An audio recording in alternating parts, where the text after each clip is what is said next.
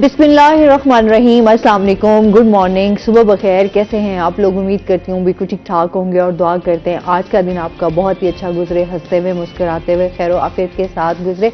नाज़रीन, आप देख रहे हैं रोही एट 10 और मैं हूँ आपकी होस्ट आसमान और इन एक नई सुबह में आपको खुश आमदीद कहते हैं।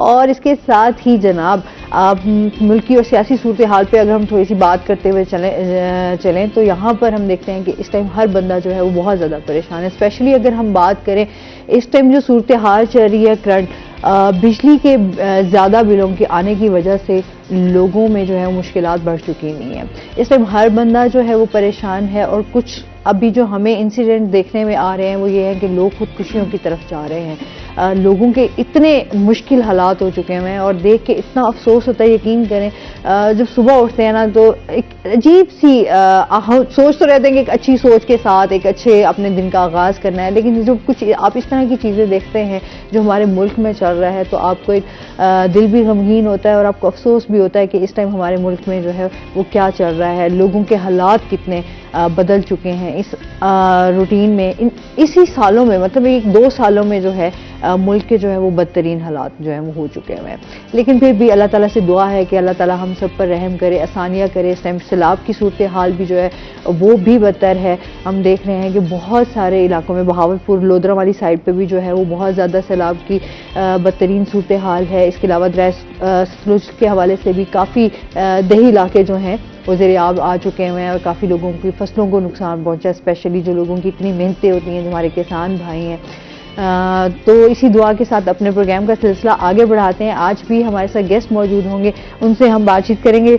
आज हमारे साथ जो गेस्ट मौजूद हैं वो है जी हमारे रोही के सीनियर रिपोर्टर जुनेद अनवर। अस्सलाम वालेकुम। वालेकुम सलाम, कैसे हैं आप? जुनेद ठीक ठाक हैं? वेलकम करते हैं अपने शो में। बहुत शुक्रिया जी। जुनेद से तो हम एक क्योंकि जिस तरह मुल्क की सियासी सूरत हाल चल रही है, इनकी बीच है, सियासत के हवाले से तो बात होगी। साथ साथ जिस तरह अभी मैंने बात की बिजली के बिलों की वजह से लोग जो मुश्किलात जिनको सामना करना पड़ रहा है, महंगाई है बहुत ज़्यादा, इस हवाले से आप क्या कहेंगे? क्योंकि अब एहतजाज भी, पहले ये था कि लोग एहतजाज की तरफ नहीं आ रहे जिस तरह कीमतों में इजाफा हो रहा था, अभी ये है कि लोग, जाहिर सी बात है, इतने ज़्यादा बिल आने की वजह से लोग जो है वो सड़कों पर निकल आए हैं और एहतजाज कर रहे हैं। आसमा, बिल्कुल असल तो हमारा एक मॉर्निंग शो वाला एक सेगमेंट होता है, मगर क्या करें कि जब आते हैं मतलब मैंने सुबह सूरत हाल ऐसी होती है कि बंदे का अपना भी दिल मुरझाया हुआ होता है कि वो जो इस मुल्क में जो सूरत हाल है कि आप देखें कि बिजली के बिलों में होशरुबा इजाफा है कि जिस घर के अंदर एक पंखा और एक बल्ब भी जलता है तो उनका बिल भी जो है 10,000 से ज्यादा है। कम अज कम भी बता रहा हूँ, मिनिमाइज जो इस टाइम बिल आए हैं वो 10,000 रुपए के, और एक जो जिसके घर सिर्फ एक पंखा और बल्ब है, इनके एक कमरे पर मुश्तमिल घर है जिसका उसके आप आमदन का अंदाजा लगा लें कि वो कितना कमाता होगा और वो क्या करे। तो एक तो ये बंदा सोचता था, पहले तो ये कहा जाता था कि लोग बिजली के बिल भरें या खाएं या अपना बाकी गुजारा करें, मगर अब तो आमदनी इतनी नहीं है कि वो बिजली के बिल जो है वो भर सके। अब ये देखें ना, जहां बिजली के बिल आपके यूनिट्स आपके 220 या आपके 300 हो रहे थे तो आपका ज्यादा से ज्यादा बिल जो है वो 25 से 30 हजार के करीब आपका बिल जो है वो आ जाता था। अभी जो सूरत हाल हम देख रहे हैं अभी आप 80-90 मतलब इसमें जाके आपके बिल काउंट हो रहे हैं। अब हमारे घर के अंदर, जब मैं अपने घर की एक मिसाल देता हूँ कि हमारा 60,000 बिल है और हम 3 लोग रहने वाले, मतलब एक बंदे ने 20-20 हजार रुपए की बिजली खर्च की है, तो आप अंदाजा करें कि ये बिल्स की रेशो क्या रही है। एक लम्हा फिक्रिया ये है कि ये मजीद बढ़ेंगे। आप ये देखें कि कल सेनेटर मुश्ताक खान की मैं वो बात सुन रहा था कि सितंबर के अंदर जो मतलब आप जो अपकमिंग बिल आएंगे उसमें ज्यादा 90 रुपए यूनिट जाकर बिजली आपको पड़े, तो आप अंदाजा लगाएं कि ये कहाँ पर सूरत हाल जा रही है। चले जिनके पास इस टाइम अवेलेबल पैसे हैं वो ये बिल भर देंगे, इससे अगला भर देंगे, एक और उसके बाद तो कहानी खत्म है। तो कहाँ से मतलब लोग अपने वो जो अखराजात है उनको पूरा करेंगे। महंगाई, एक लफ्ज महंगाई होता है, अब तो जुल्म और जबर जो है वो चल पड़ा है कि अब इस टाइम आप सूरत हाल ये देखें कि मुल्क का कोई ऐसा कोना नहीं है जहाँ पर इस टाइम एहतजाज ना हो रहा हो। मुल्तान का कोई एक ऐसा जो वो गली नहीं है, कोई एक ऐसा चौक नहीं है, एक ऐसा चौराहा नहीं है कि वहाँ एहतजाज ना हो रहा हो। यहाँ तक कि आप मखदूम रशीद जैसे इलाके से अब शुरू हो जाए कि मखदूम रशीद में भी बिजली के जो बिलों पर एहतजाज हुआ। हमारे दोस्त हैं शहजादा बाबर मान साहब, उनकी क़यादत में, मखदूम जावेद हाशमी के दामाद की क़यादत में जो है वो मखदूम रशीद के अंदर भी बिजली के बिलों पर जो एहतजाज किया गया और लोगों ने साफ कहा है कि वो अभी सूरत हाल में बिजली के बिल अदा किसी भी सूरत नहीं कर सकते। आप देखें इन्हीं वाकयात के बाद जो है वो वापडा के जो दीगर मुलाजमीन हैं उनके ऊपर भी तशद्दुद के वाकयात सामने आ रहे हैं। उसकी हर सतह पर मजम्मत भी की जानी चाहिए कि जो लाइन मैन है, जो मीटर रीडर है, उसका क्या कसूर है? उसे तो महकमे ने जो हुक्म देना है उसने उसको पास करने। तो पॉलिसी मेकर्स को, हुकूमतों को सोचना चाहिए कि आम आदमी के बस की अब ये गेम नहीं रह गई। आम आदमी ने अब हाथ खड़े कर दिए। अब देखें इस क्राउड को, आप देखें इसको कोई लीड करने वाली कोई इस टाइम सियासी जमात नहीं है, कोई सियासी ग्रोह नहीं है, कोई सियासी शख्सियत नहीं है। निगरान सेटअप भी आया है ना, तो निगरान सेटअप में भी आपको अभी कुछ टाइम तो उन्होंने कहा जी हाँ जी इसके ऊपर फॉरेन एक्शन लिया जाए और फिर कुछ इसमें रिलीफ दिया जाए। उसकी जो तजावीज है वो भी कल आपकी नजर से गुजरी होंगी कि उसमें सिर्फ ये तजावीज है कि इसको बिल्स को किस तरह तब्दील कर दिया जाए और जो कि और इसके साथ साथ कुछ हिस्सा जो है इसका इजाफे का जो है वो सर्दियों में कन्वर्ट कर दिया जाए, मगर कहीं रिलीफ कहीं नहीं है। अच्छा, क्या मैं बिल को देख रही थी कि हमारा जो एक्चुअल बिल आता है और उसके बाद जो हम गवर्नमेंट के साथ गवर्नमेंट के अपने चार्जेस हैं और एक बिजली के बिल के अपने आ रहे हैं इदारे के, ठीक है, और उसके साथ फिर आप इनकम टैक्स जो है वो भी आप अलहदा से पे कर रहे हैं, क्योंकि बहुत सारी चीजें जो हैं वो आपकी ऑलरेडी हम कर रहे हैं डायरेक्टली भी और इनडायरेक्टली भी, ठीक है। चाहे हम ग्रॉसरी लेने जा रहे हैं, चाहे हम कुछ खाने पीने जा रहे हैं, चाहे हम कुछ शॉपिंग खरीदारी कर रहे हैं, हम हर तरीके से पे कर रहे हैं। बट उसके बाद बिजली के बिलों में भी इजाफी आपका इनकम टैक्स और आपके टेलीविजन, आपका रेडियो और आपके फ्यूल एडजस्टमेंट, मतलब इस तरह के बहुत सारे आपके जो है टैक्सेस वो भरमार करके आपका बिल जो है, जो एक्चुअल बिल होता है आपका 25 होगा या 30 होगा, आपका बिल जो है फार्मूला अगर मैंने 100 यूनिट बिजली इस्तेमाल की तो मैं से 100 यूनिट के पैसे ले लें, मगर उसके अंदर फ्यूल टैक्स, फलाना टैक्स, जिमकाना टैक्स, बीसीओ तर्ज के टैक्स हैं। आपका बिजली का बिल इतना नहीं है जितना उसके ऊपर टैक्सेस है। मतलब मैं अगर साबुन खरीदता हूं तो उसके ऊपर भी पहले से टैक्स दे रहा हूं, पेट्रोल डलवा रहा हूं उसके ऊपर भी टैक्स दे रहा हूं, कपड़ा खरीदता हूं उसके ऊपर भी टैक्स देता हूं, जूता खरीदता हूं उसके ऊपर भी टैक्स देता हूं। उसके बाद वही सारे कन्वर्ट जो है वो बाकी चीजों में बिजली के बिलों में भी ऐड हो। अच्छा, जुल्म ये देखिए अभी तो बिजली के बिलों को रो रहे हैं। वासा के जो बिल है उनके अंदर कितना इजाफा हो गया है कि जहां पहले 500-700 बिल था वहां वो भी 4-4 हजार रुपए बिल जो आ रहे हैं। इस पे भी हमारा था, हमारे अपने एरिया में भी जो है वो आपका तकरीबन ज्यादा से ज्यादा 150 से 200 से ऊपर आपका बिल ही नहीं आता। अब वो भी 4-4 हजार आ रहे हैं। अभी जो हमारा बिल आया वो भी 1000 इनकम कितनी है आपकी, सोर्स ऑफ इनकम कम होते जा रहे हैं, मुल्क के अंदर कारोबार नहीं है। आप ये देखें कि हुसैना गई बाजार मुल्तान का जो सबसे ज्यादा कारोबारी मरकज ये था कि वह दुकान क्या ठेला लगाने की जगह नहीं लोगों को मिलती थी।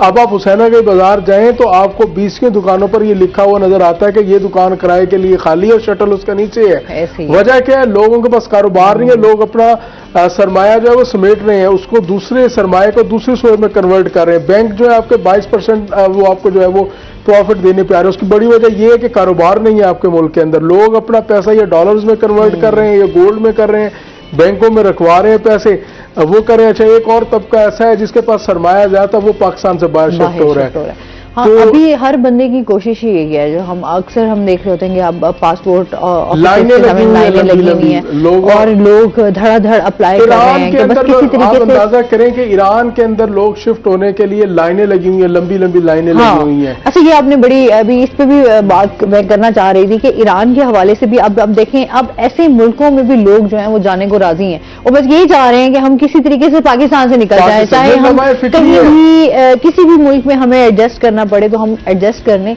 बट हम जो है ना पाकिस्तान में ना रहे। तो मतलब ये बहुत वाकई लम्हा फिक्री है कि हमारे बहुत सारे नौजवान यहाँ से जा रहे हैं, हमारा बहुत सारा टैलेंट यहाँ से जा रहा है। मतलब हमारे यहाँ के डॉक्टर्स, बड़े बड़े सर्जन जो हैं हमारे, वो यहाँ से शिफ्ट हो रहे हैं। तो आप ये देख लें कि फिर लोगों की मुश्किलात मजीद बढ़ेंगी ना। दुरुस्त बात है आसमा, ये अब जो जुल्म है वो बढ़ता जा रहा है। अब इसको जो है वो कम करना होगा, पॉलिसी मेकर्स को अपनी पॉलिसी बनानी होगी।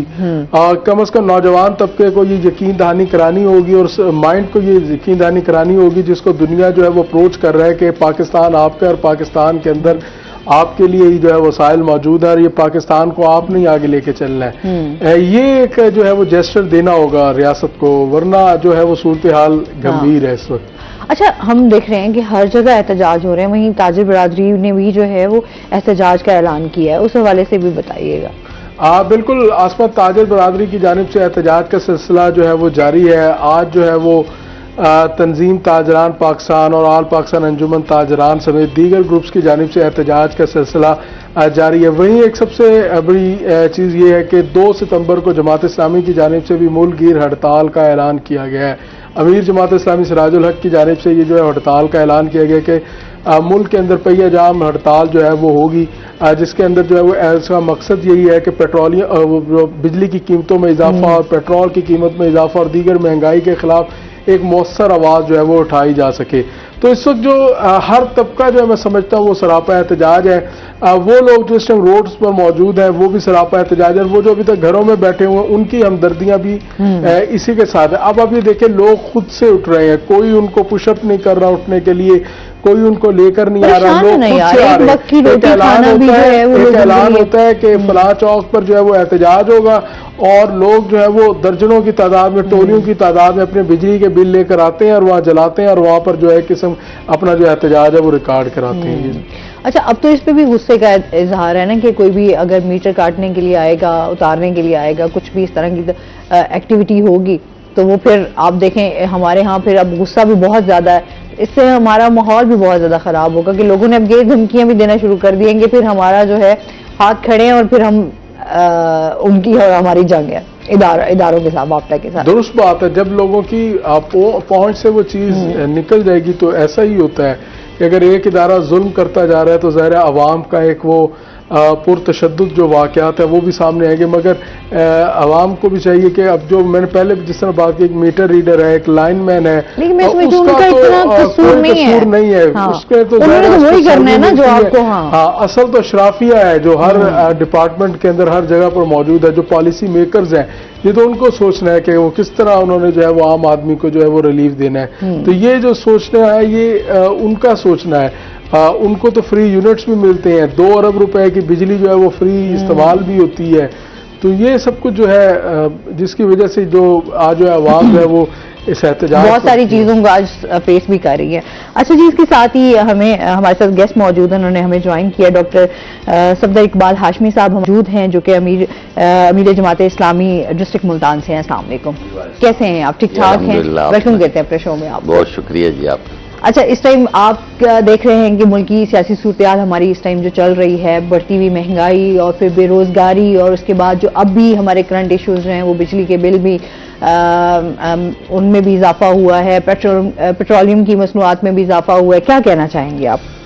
इस वक्त तो करंट इशू तो बिजली के बिलों में जालमाना इजाफा है। अगरचे के मौजूदा हुकूमत ने आकर पेट्रोल की कीमतों में भी जालमाना इजाफा किया, जबकि आलमी मंडी के अंदर पेट्रोल की कीमत जो है वो कम हुई। लेकिन हमारे हुक्मरानों ने पेट्रोल की कीमत में इजाफा किया और ये जो अगस्त के बिल, बिजली के बिल आए हैं जो कि पीडीएम की गवर्नमेंट जाते जाते जो आईएमएफ से मुआहदा करके जो बिजली के रेट्स रिवाइज करके गई है। आप ये देखिए कि सिर्फ 1.25 साल में अक्टूबर 2021 से लेकर जुलाई 2023 तक बिजली के बुनियादी टैरिफ के अंदर जो है वो 4 दफा इजाफा किया गया और 2022 में जो बिल आता था अब उससे 2.5 गुना यानी 1.5 गुना ज्यादा, यानी अगर 10,000 किसी यूनिट्स का बिल आता था 9-10 हज़ार, तो अब 24-25 हज़ार उतने ही यूनिट्स का बिल आ रहा है सिर्फ 1 साल और 1.25 साल के वक्फे के दौरान। आपकी आमदन तो नहीं बढ़ी, आपके यहाँ तो बेरोजगारी है, आपके यहाँ तो महंगाई है, आपके यहाँ तो पेट्रोल और की मसनूआत की वजह से जो है वैसे ही 47% जो है वो महंगाई का तनासुब है। उसके बाद आप बिजली की कीमतों में इस कदर इजाफा कि अब लोगों की जो है ना जी वो बिजली के मीटर पहले कहते थे एसी ना चलाए जाए, अब तो कहते हैं पंखे, टीवी, आप फ्रिज, डीप फ्रीजर, ये भी अगर आप बिजली के ऊपर चलाएंगे तो ये जो है इस कदर समअप हो जाएगा कि वो इंसान जो है ना जी वो देने से कासिर है। इस वक्त लोग जो है उनके मीटर कट रहे हैं और मीटर भी काटने वाले जुल्म ज्यादती कर रहे हैं, क्योंकि मीटर काटने की इजाजत किसी को नहीं है, किसी कानून के तहत। नहीं ये है। तकसीम कार कंपनियां, आप बिजली डिस्कनेक्ट कर सकते हैं, लेकिन आप मीटर उतार कर नहीं ले जा सकते। ये भी मैं आपके इस प्रोग्राम के तवस्सुस से बिजली की तकसीम कार कंपनियों को कहना चाहता हूं कि ये जुल्म ना करें लोगों के साथ। अच्छा, ये हमारे हाथ में मीटर उतार कर ले जाते हैं। मीटर जो है वो ओनर की मिल्कियत होता है, जिसका वो खरीदता भी है और उसका माहाना रेंट भी देता है। तो उसके बाद अगर आप उसको मीटर को उतारते हैं तो ये बहुत बड़ा जालमाना काम है। आप डिस्कनेक्ट कर सकते हैं कानूनी तौर पर, ये आपके पास इख्तियार है। और वो कानून भी ये कहता है कि 3 दफा अगर 3 माह तक मुसलसल बिजली का बिल ना दिया जाए तो आप नोटिस भेजेंगे और फिर आप जो है वो बिजली तो यहाँ ये हमारा ये मसला है कि ना 20,000 से आपका बिल या 15,000 से ऊपर आया तो आप फौरन आ जाते हैं। नहीं, 15,000 के जी बहुत थोड़ा भी हो, अब तो इससे भी कम हो तो अगर आपने 4 दिन आपके हो गए हैं ऊपर, तो बिजली का मीटर उतार कर ले जाते हैं और उसके बाद उसको दोबारा रिकनेक्ट करने के लिए अलहदा अच्छी खासी फीस लेते हैं उसके बाद कि भाई अगर आपने वो मीटर रिकनेक्ट करना है। तो एक तो हर तरह का जुर्म रवा है और उसके साथ ये जो बिजली की कीमतों में हालिया इजाफा है, इसको कंपैरिजन भी हमें करना चाहिए ना जी। हमारे जो हमसाया ममालिक है, 4 ममालिक हम कहते हैं हमारे जो है ना हमसाया है। एक तो हमारा अपना ही बॉडी पार्ट जनाब बांग्लादेश है, वहां तकरीबन 13 रुपए से कम, जो पाकिस्तानी रुपये में अगर हम देखें तो 13 रुपए से कम जो है वो बिजली की कीमत है पर यूनिट। इसी तरीके से भारत के अंदर 300 यूनिट तक तो अक्सर रियासतों में वैसे फ्री है बिल्कुल। और उसके बाद जो है 400 यूनिट के बाद जो है वो भी 13 रुपए है। ईरान के अंदर जो है वो 8 रुपए के करीब जो है फी यूनिट है और अफगानिस्तान के अंदर भी तकरीबन 8 रुपए। और चाइना जैसा इतना बड़ा मुल्क जिसकी इस कदर जरूरियात है, वहां भी पाकिस्तानी रुपए में बिजली का यूनिट जो है सिर्फ 22 रुपए है। तो अब आप ये देखिए कि हम अपने सारे ममालिक में जब कंपैरिजन करें तो हमारा तो एक ये जुल्म है कि बिजली का रेट इस कदर ज्यादा है, फिर उससे बड़ा जुल्म है यानी 200 यूनिट इस्तेमाल करते हैं, आपका बिजली का बिल जो है वो 4,000 आता है, 5,000। अब अगर आप 202 यूनिट इस्तेमाल करते हैं तो एकदम जंप आता है उस पर 1,500, यानी वो 700 रुपए का फी यूनिट पड़ जाता है 2 यूनिट। इसी तरीके से आप 300 यूनिट तक इस्तेमाल करते हैं तो आपका बिल 10,000 के करीब है।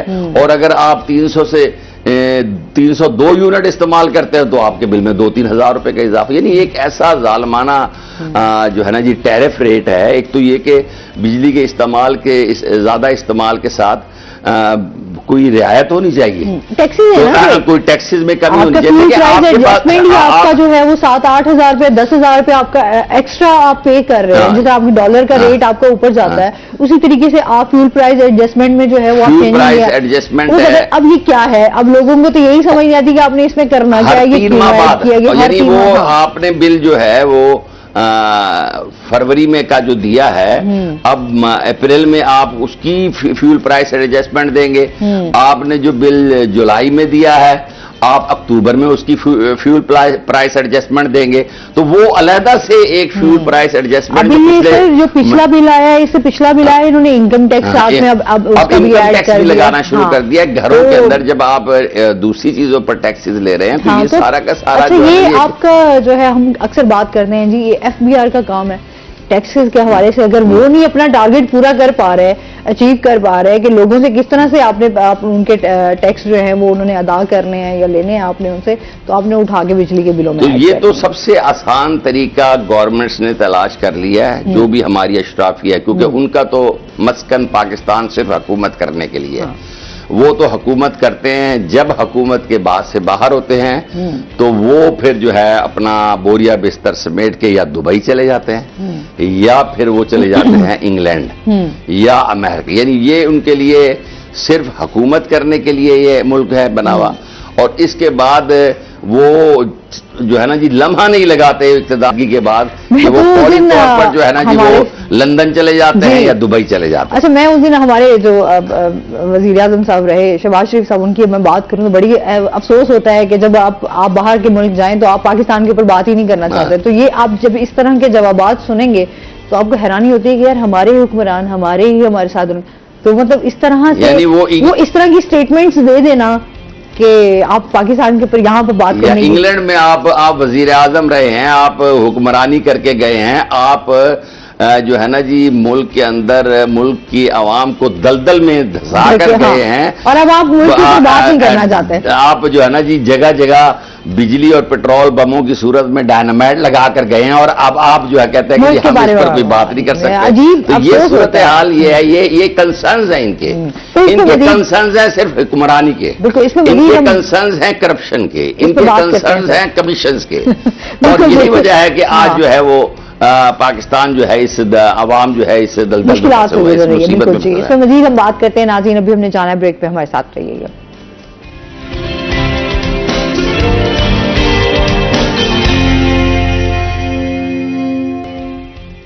वेलकम बैक नाज़रीन, वही 10 में आपको खुश आमदीद कहते हैं। गेस्ट हमारे साथ मौजूद हैं। बात हो रही है हमारी एक तो इस टाइम बिजली के बिलों के हवाले से, साथ साथ हम ये भी बात करेंगे बहाउद्दीन ज़िक्री और मुल्तानी के उस पर जो है मुरीद हुसैन कुरैशी साहब जो हैं वो जैन कुरैशी से उनका झगड़ा भी हुआ और काफ़ी मंजर आम पर आया। उस हवाले से बताइएगा कि एक्चुअली मामला क्या था। आसमा, बिल्कुल इस टाइम जो हॉट इशू है तो बिजली के बिल हैं। हाँ, अभी उसके सिनेरियो से हम निकल नहीं पा रहे हैं। दिलचस्प स्टोरी भी अपने नाज़रीन से जो शेयर करें, बल्कि देखी भी है नाज़रीन ने। तो ये एक गद्दी का बेसिकली एक मामला है कि वाइस चेयरमैन तहरीक इंसाफ शाह महमूद कुरैशी जो सजादा नशीन भी हैं बहाउद्दीन ज़िक्रिया दरगाह के, और उसके साथ साथ शाह रुकन आलम के, ये बड़े सगीर पाक इनकी बड़ी दरगाहों में इन दोनों दरगाहों का शुमार होता है। तो चूंकि शाह महमूद कुरैशी गिरफ्तार थे तो सबसे पहले तो ये तय नहीं हो रहा था शाम तक कि अब वो उर्स है तो सुबह कौन उसको दरगाह को गुस्ल देगा। चूँकि महकमा औकाफ के ज़ेरे इंतज़ाम तमाम तर तकरीबात होती हैं इस दरगाह की, तो रात का एक मैसेज जो है वो आया कि जैन कुरैशी जो है वो सुबह दरगाह को गुस्ल देंगे, और दरगाह को गुस्ल देने का जो वक्त था मज़ार शरीफ का वो 10 बजे रखा गया। जैन कुरैशी 9:55 पर जो है उन्होंने गुस्ल का आगाज़ कर दिया, हालांकि वक्त 10 बजे का था, 5 मिनट पहले ही गुस्ल देना शुरू कर दिया। जबकि मुरीद हुसैन कुरैशी जो कि शाह महमूद कुरैशी के भाई हैं, और उनकी इससे कबल भी शाह महमूद कुरैशी से और स्टेज पर ही दरगाह के उर्स के मौके पर ही काफ़ी जो इख्तलाफात भी खुलकर सामने आए। तो वो जैसे ही पहुँचे 10 बजे तो उन्होंने देखा कि गुस्ल जारी था, तो वो आते ही जैन कुरैशी पर बरस पड़े, और कुछ ऐसे जुमले भी थे जिनको हम कोड नहीं कर सकते। तो उसके बाद एक अच्छी उन्होंने जैन कुरैशी की एक किस्म की, अगर यूँ कहा जाए कि क्लास ली, तो जैन कुरैशी ने अपना मौक़िफ़ नरमी से देने की कोशिश करते रहे कि आप आएँ और आप गुस्ल दें। तो उनका कहना था कि मेरे आने से पहले गुस्ल क्यों शुरू किया। तो उसके बाद जो है वो गुस्ल की जब तकरीब हुई, वो सारा जो है वो जो लाखों लोगों ने वो देखी भी, वो जो उनकी आपसी जो इख्तिलाफ था, और उसके बाद जो है वो पहले रोज़ की तकरीबात का जो तमाम तर स्टेज वगैरह जो था वो मुरीद हुसैन के ही कंट्रोल में रहा कि उन्होंने दुआ करवाई और सब कुछ। इस तरह तीसरे रोज़ जो है मुरीद हुसैन कुरैशी जब दोबारा आए, दूसरे रोज़ वो गैर हाज़िर रहे, उससे तीसरे रोज़ जब दोबारा आए तो उन्होंने एक दफ़ा फिर सबको हैरान किया कि उन्होंने स्टेज से शाह महमूद कुरैशी की और जैन कुरैशी की जो है वो उन्होंने पहले रोज़ को बैलेंस करने की कोशिश की। उन्होंने कहा कि शाह महमूद जो है उनके भाई हैं, और वो समझते हैं कि इज़हार भी किया, वो दो जिस्म नहीं दो रूहें जो है वो दो रूहें नहीं एक रूह है। तो साथ साथ ये भी कहा कि वो गौर से दुआ करेंगे और शाह महमूद कुरैशी जो है वो रिहा हो जाएंगे। तो एक अच्छा उन्होंने तीसरे दिन उसको जो है वो दोबारा कवर कर लिया। तो ये जहाँ सियासत है वहीं पर गद्दी की जो बात भी आ जाती है कि ये एक गद्दी और एक चेयर का जो मामला आता है, हम अपने मुल्क में भी देखें तो इस टाइम जो हुक्मरानों का हमने हाल देखा, जो हमारे साथ मुल्क के साथ जो है वो खेला गया, वो सिर्फ इक़्तिदार के हवाले से ही, कि सिर्फ आपने इक़्तिदार के आने के चक्करों में आपने इतना मुल्क का बेड़ा गर्क किया कि सिर्फ हर बंदा जो है वो आपको परेशान दिखाई देता है। तो जहां हम कहते हैं कि जी हमने फलां को हमने वोट देना है और हमें उससे कोई फ़ायदा होगा, तो आज तक हम उस फ़ायदे से तो महरूम ही रहे। ना हमारी एजुकेशन फ्री है, ना हमारी सेहत के हवाले से कोई आज तक हमारी चीज़ें बेहतर हो सकी हैं, ना हमारी दीगर जो ज़रूरियात की चीज़ें। मगर आप एक चीज़ का क्रेडिट दें, आप सांस फ्री ले रही हैं, इसके ऊपर कोई टैक्स नहीं है। एक मिनट, अब इसमें भी इजाफा कर देते हैं, सांस भी आप अपनी मर्जी से जो है ना अब आप नहीं ले सकते। हम एक आजाद मुल्क में रहते हैं, बट हम आजाद अब हैं। आप शायद बिल देखें तो अगले महीने आ जाए एयर कैचिंग टैक्स। नहीं, सही कह रहे हो। मतलब ये हमें हंसी भी आती है, हमें गुस्सा भी आता है, और हमें अफसोस भी होता है कि हम जिस मुल्क में रह रहे हैं, जिसके लिए हमने लाखों को हमारे बुजुर्गों ने कुर्बानियां दी, हम तो समझते हैं कि शायद हमें ऐसे सोने की चम्मच में ही हमें सब हमने खाया पिया यहाँ पर हमें मिला है, लेकिन जो इसको हासिल करने का मकसद था वो तो कहीं बहुत पीछे ही रह गया, भूल चुके हैं। ऐसे ही है सर? मैं ये समझता हूँ कि ये जो पाकिस्तान के अंदर जितनी भी जो है ना कुर्सियां हैं, चाहे वो अगस्त का महीना हम आजादी का चाहे वो जो है गद्दियां हों, हाँ, ये सारे पैसों से जुड़ी हुई, ये माल से जुड़ी हुई हैं। इसलिए माल की वजह से ये सारा का सारा, अगर ये खिदमत के साथ जुड़ी हुई हों, ये दावत दीन के साथ जुड़ी हुई हों, हाँ, ये जो है ना जी दीन की तालीमात के साथ जुड़ी हुई हों, तो फिर इसमें तो झगड़ा खत्म हो जाता है। झगड़ा तो होने की बड़ी वजह यही है कि ये इनमें से अक्सर जो है ना जी इक्तदार की कुर्सियां पैसों के साथ जुड़ी हुई हैं, माल के साथ जुड़ी हुई हैं, और इसी वजह से ये सारी सूरत हाल है। तो हम असल में तो आज जो है ना जी मैं बात की यही करना चाहूँगा कि ये जो इस वक्त जो मुल्क की हालात हैं, उसमें दो चीज़ों के ज़रिए से आवाम की जेबों पर मुसलसल डाका डाला जा रहा है। एक, बिजली की कीमतों में मुस्तकिल इजाफे के साथ, पेट्रोल की कीमतों में मुस्तकिल इजाफे के साथ, तो उसके साथ जो एक महंगाई का तूफान आता है, वो महंगाई के तूफान ने इस वक्त आवाम का जो है ना जी बिल्कुल उसका चूल्हा बुझ गया है। वो इलाज नहीं करवा सकता, वो बिजली का बिल नहीं दे सकता, वो बच्चों को पढ़ा नहीं सकता, वो 2 वक्त का जो है खाना नहीं खिला सकता। तो ये अब ये देखिए, मैं आपको बिजली के हवाले से बात बताऊँ, सिर्फ पिछले 15 महीने में 550 अरब रुपए की बिजली चोरी हुई है। और ये जो बिजली चोरी है, ये भी पैसे में सार्फिन ने देने होते हैं, यानी 500 अरब से ज्यादा की बिजली चोरी हो गई। आपने हर चीज 500 अरब से ज्यादा अशराफिया ने इस्तेमाल कर लिया, ठीक है ना जी। आपने 8-10 अरब रुपए मुलाजमीन जो वापडा किया, उनको आपने फ्री बिजली, फ्री यूनिट्स दे दिए। ये सारा बोझ भी सारिफ ने, गरीब ने उठाना है। और फिर आप ये देखिए, पाकिस्तान में लाइन लॉसेस देखे 20% के करीब जो है ना जी वो बिजली के लाइन लॉसेस होते हैं। ये लाइन लॉसेस भी सारिफ ने देने हैं।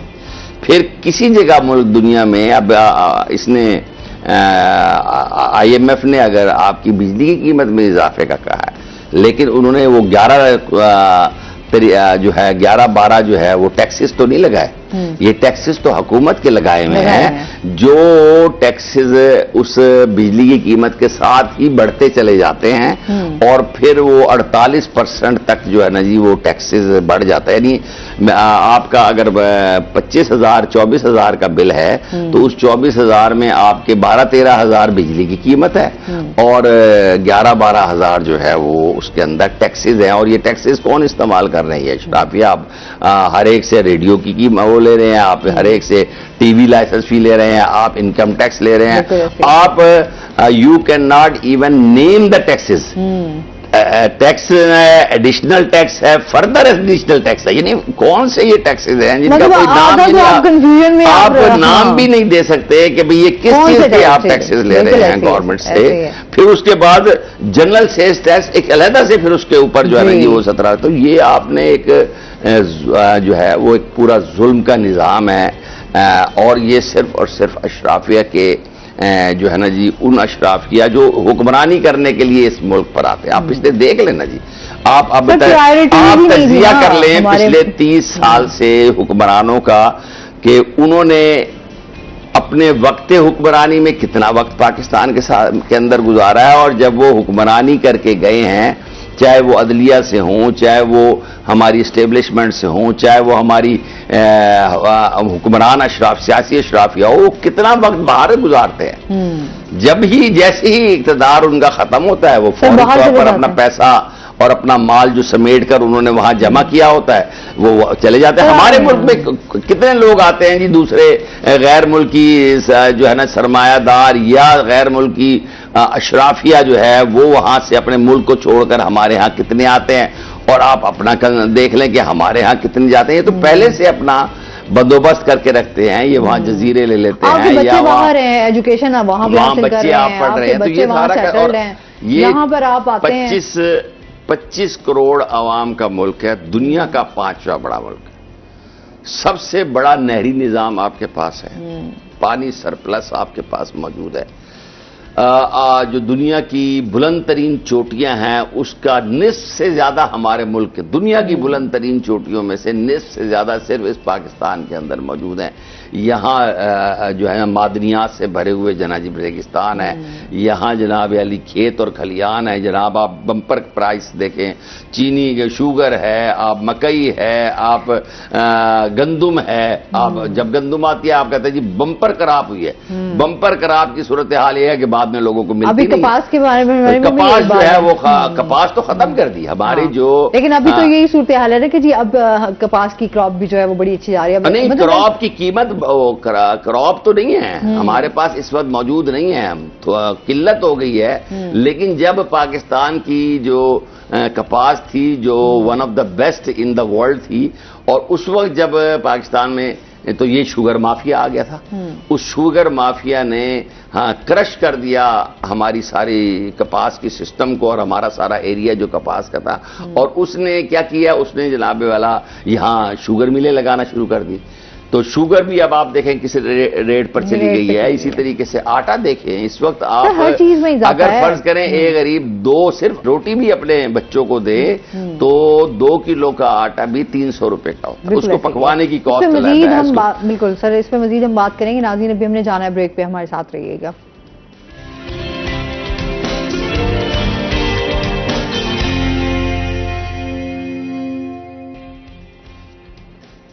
वेलकम बैक नाजरीन, रोही एटन में आपको खुश आमदी कहते हैं। सर जमात इस्लामी का भी जो है वो 2 सितंबर को जो है वो मुल्कगीर एहतजाज करने का ऐलान हुआ है, इस हवाले से भी हमें थोड़ा सा बताइएगा।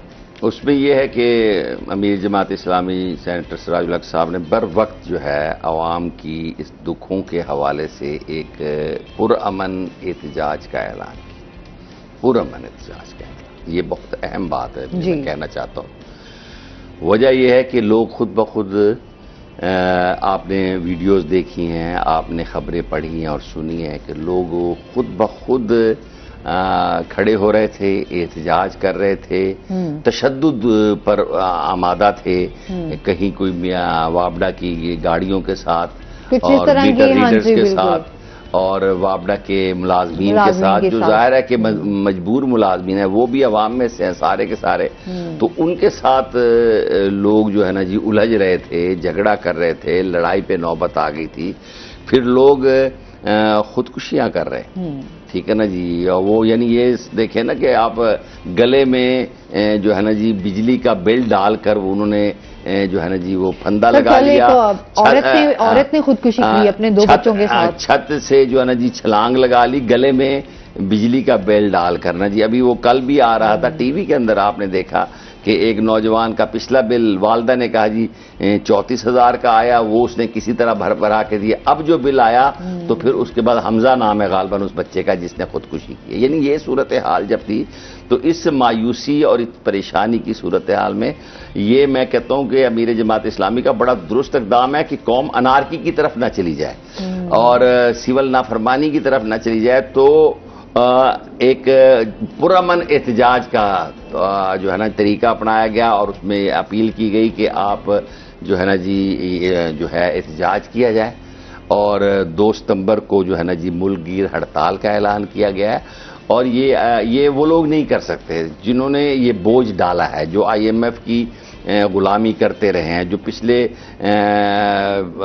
कई सालों के साथ जिन्होंने IMF से ऐसे मुआहदे किए जिसके ऊपर सारा का सारा बोझ जो है अवाम के ऊपर आया, ज़ाहिर है वो इस तरह का कोई इकदाम नहीं कर सकते, ना इस तरह कौम को लीड कर सकते हैं, क्योंकि ये सारा बोझ और ये जिस दलदल में अवाम और पाकिस्तान गया है तो वो ये डालने वाले यही लोग हैं। इसलिए मेरा ख्याल है कौम की नुमाइंदा जमात होने की हवाले से सिराज साहब ने बड़ा बर वक्त इकदाम किया है, और मैं पूरे पाकिस्तान के अवाम से और ताजिर बिरादरी से, वकला हजरात से, मजदूरों और किसानों की तंजीमों से कि एक रिकॉर्ड कराएं अपना एहतजाज न सिर्फ मुल्क के अंदर उन अशराफिया के सामने कि जिनके पास असल इक़्तिदार है, बल्कि पूरी दुनिया के अंदर एक पुरअमन मैसेज जाए कि देखें इस मुल्क के अंदर इस वक्त जो है हालात ऐसे बिगड़ चुके हैं और इसको अगर दुरुस्त करने की तरफ जो है वो संजीदगी से ना सोचा गया, बिजली चोरों को ना पकड़ा गया,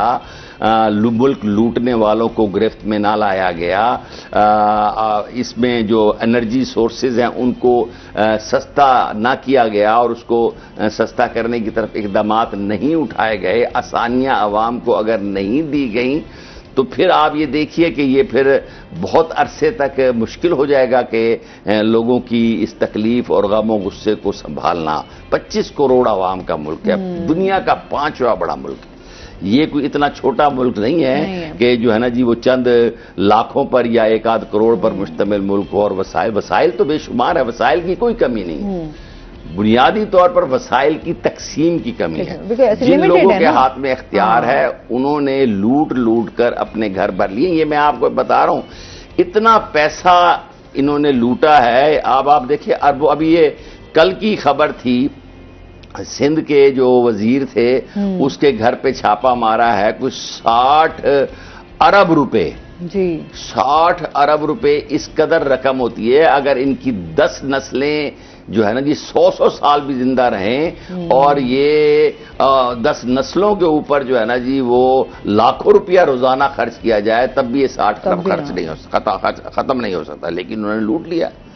अब वो लूटा किसका है? वो आवाम का लूटा है, आवाम की जेबों से लूटा है, करप्शन के जरिए लूटा है। तो फिर ये तो एक ये चावल का दाना है, यहाँ तो पूरी की पूरी बोरी और पूरा का पूरा निजाम करप्ट है। और इन्होंने इतना कुछ इस आवाम के जानो जिस्म जान से निचोड़ लिया है कि अब जो है वो जो है हद पर आ गए हैं। और इससे पहले कि कोई और जो है ना जी सूरत हाल पैदा हो जाए, तो मैं ये समझता हूँ कि पाकिस्तान से मोहब्बत रखने वाले, पाकिस्तान की खिदमत करने वाले, सच्चे और ईमानदार लोग वो आगे आए। वो लोग माशरे में मौजूद हैं, तबके में मौजूद हैं, और वो आगे आए, कौम को लीड करें, इन लुटेरों से जान छुड़वाएं, इन अशराफिया से इस मुल्क को, कौम की जान छुड़वाएं, जो भेस बदल बदल के, नाम बदल बदल के, नारे बदल बदल के, चेहरे बदल बदल के ये इस मुल्क के अंदर आते हैं। और ये जो 200-250 खानदान जो है ना जी, बार बार पार्टियां बदलने वाले खानदान मुख्तलिफ पार्टीज के अंदर जाकर इख्तिदार के मजे लूटते हैं, इनसे अवाम ही जो है वो छुटकारा दिला सकते हैं। मैं पूरे पाकिस्तान के अवाम के दुख दर्द रखने वाले, मोहब्बत करने वाले, इस मुल्क के बका के जामिन अवाम से, इसकी नजरिए और जुग्राफियाई सरहदों की हिफाजत करने वाले अवाम से ये अपील करता हूं कि अवाम आगे बढ़े, अवाम ऐसे लीडर्स को चुने जिनकी अमानत और दयानत और खिदमत जो है उस पर उंगली ना उठाई जा सके। ऐसे लीडर्स को चुनकर फिर इंशाअल्लाह ताला मैं ये समझता हूं कि हमारे मसाइल दुरुस्त होने की तरफ जो है वो चल पड़ेंगे। बिल्कुल। अच्छा, फिर उसके साथ साथ अभी जिस तरह जुनैद, इलेक्शन के हवाले से भी हम थोड़ी सी बात कर लेते हैं कि इस टाइम इलेक्शन कमीशन की जानिब से जो है वो क्या सूरत हाल चल रही है, क्या इलेक्शंस होंगे भी? अब ये एक सवालिया निशान है। हमेशा हम आइन और कानून की बात करते हैं, और जिस तरह कानून और आइन को नज़रअंदाज किया जा रहा है इस टाइम हमारे मुल्क में, क्या सूरत हाल चल रही है? क्या आपको लगता है कि आगे आने वाला टाइम जो है इलेक्शन की तरफ जाएगा या नहीं? आसमान, बिल्कुल जो सूरत हाल है, जो सियासी और माशी सूरत हाल है, उससे तो साफ ज़ाहिर है कि बगैर इलेक्शन के किसी भी सूरत में मसले का हल नहीं निकल रहा। क्योंकि नई हुकूमत आएगी, इलेक्शन होगा तो ही शायद किसी हद तक जो है वो माशी बहरान पर काबू पाया जा सके। निगरान हुकूमत है, जिस खास तौर पर सरमायादार का जो एतमाद है उसको बहाल करने की ज़रूरत है, उसको एक ट्रस्ट देने की ज़रूरत है कि हुकूमत मौजूद है।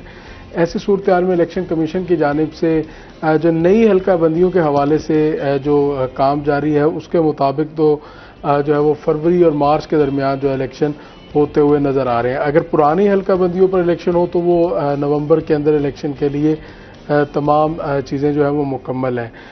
ऐसी सूरत हाल में अगर मरदमशुमारी होती है तो उसके बाद जो है वो नई तरीके से जो हल्का बंदियाँ हैं उनको जो है वो बनाया जाएगा। इस हवाले से मुल्तान के हवाले से एक बात गर्दिश कर रही है कि मुल्तान की एक नशस्त कम हो रही है, मगर जब हमने जो ज़िले चीफ इलेक्शन कमिश्नर है उनसे जब इस सवाल से रब्ता किया तो उनका कहना है कि मुल्तान की आबादी बड़ी है, तो ऐसी सूरत हाल में आबादी बढ़ने के साथ सीट का इजाफा तो हो सकता है मगर सीट की कमी नहीं हो सकती। और उनका ये भी कहना है कि ना ही कोई सीट का इजाफा मुल्तान डिस्ट्रिक्ट के अंदर हो रहा है और ना ही कमी हो रही है। वही 6 कौमी हल्के रहेंगे और उसी तरह सूबाई हल्के भी जो है 13 सूबाई हल्के उसी तरह ही कायम रहेंगे।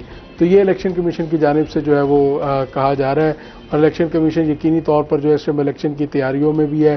ख़ास तौर पर सियासी जमातों की जानिब से भी अपनी अपनी कैंपेन का ऐलान कर दिया गया है। बाद सियासी जमातों की जानिब से अपने टिकट होल्डर्स का भी ऐलान कर दिया गया है।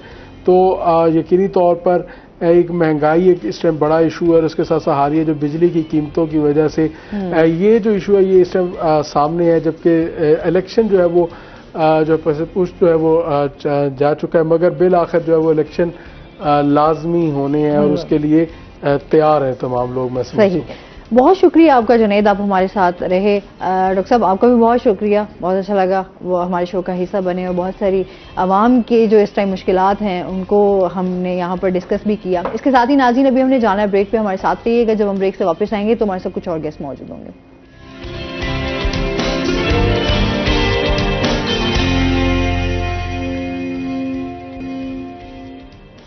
वेलकम बैक नाजरीन, रूही एट 10 में आपको खुश आमदीद कहते हैं और ब्रेक के बाद हमारे साथ गेस्ट मौजूद हैं, उनकी तरफ चलते हैं। जी हमारे साथ आज मौजूद हैं उस्मान नवाज, हमारे साथ मौजूद हैं जो कि IT स्पेशलिस्ट भी हैं और इसके साथ साथ वेब डेवलपर भी हैं। अस्सलाम वालेकुम, कैसे हैं आप? ठीक ठाक हैं? वेलकम कहते हैं अपने शो में आपको। और इसके साथ ही जो हमारे दूसरे गेस्ट हैं जी हमारे साथ हैं आज डॉक्टर ज़मीर अल्ताफ खान साहब जो कि फिजिकल थेरेपिस्ट है। अस्सलाम वालेकुम, कैसे हैं आप? ठीक ठाक हैं? अल्हम्दुलिल्लाह, वेलकम कहते हैं अपने शो में आप। Thank you so much.